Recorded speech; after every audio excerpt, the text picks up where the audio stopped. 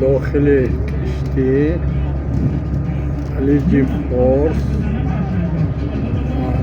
آب ببینید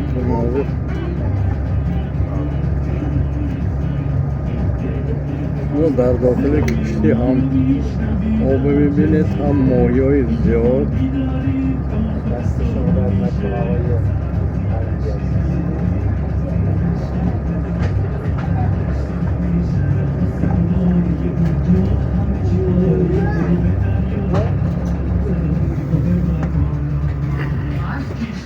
دست بزنید به افتخار خودتون. با همه تاجیکیم؟ همه؟ نه هستن ایرانی؟ نه همه تاجیک هست. اون چند نفر دیگه هم تاجیک شدن. عراقی هست و فقط شد یه خانواده ایرانی برای این تاجیک. خوشمگه که فارسی بلدیم. تاجیک همه فارسی بلدیم و من شمارده توضیح میدم که قشنگ متوجه بشید. اینجا سایت مرجان هست، سایت رویاها. ما 300 متر از نوار ساحلی دور شدیم، اومدیم رو عمق 2 متر قرار گرفتیم ماهی ها و مرجان ها رو تماشا کنیم. آبسنگ‌های زیبایی که جلوی شما میان مرجان ها. 3 گونه مرجان شده: اسفنجی، خوشه‌ای و شاه‌گوزنی. کار مرجان ها تو دریا تصفیه کردن آب.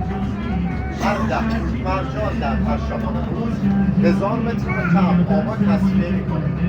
به همین خاطر هست دور تا دور جزیره کیش آب کاملا شفاف و زلانه. یه کار دیگه که مرجان ها تو دریا انجام میدن اینه که ماهی ها میرن لابلای مرجان رو تخم‌ریزی میکنن.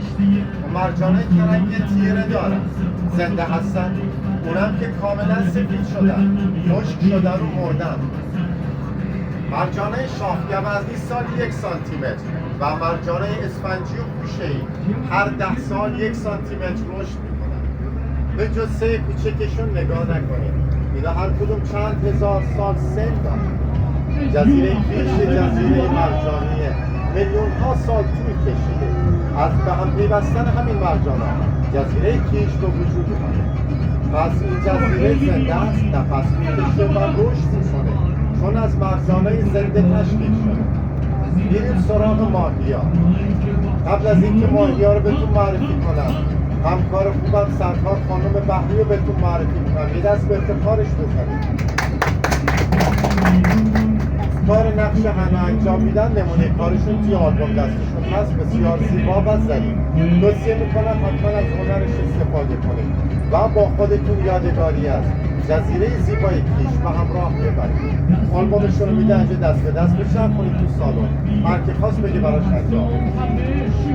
ماهی‌های کوچیک راه که الان میان و شما میبینید اینا تایگر هستن. ماهی ملبان هم بهشون میگن. تایگرها خوردنی نیستن، رشته تلخی دارن، از این بزرگتر هم نمیشن. تعدادشون زیاده به خاطر